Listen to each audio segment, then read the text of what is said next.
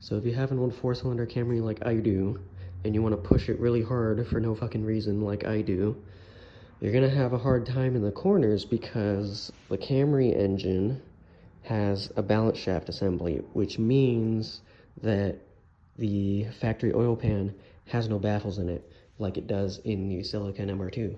So what I've done here is I've got the Celica 5SAV oil pan, which has all these baffles. The Camry has none of this, none of it at all. It's just a big open pan so that the balance shaft assembly fits in here.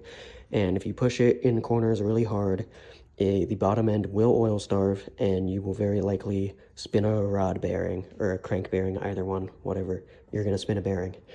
So in order to run that pan, your balance shaft assembly has to not go back in. But if you don't put that balance shaft assembly back in, you got to plug the oil feed hole for it. So what you got to do is you get an M8 by 125 tap those threads, do it with the engine block facing upright so all of your little metal shavings fall down onto the floor instead of into your oil channels, and get a little M8 by 1.25 plug set screw with a hex in it, and put it in here with some blue thread locker, and there you go. Now you have normal oil pressure with no balance shafts in a Camry 5SFE.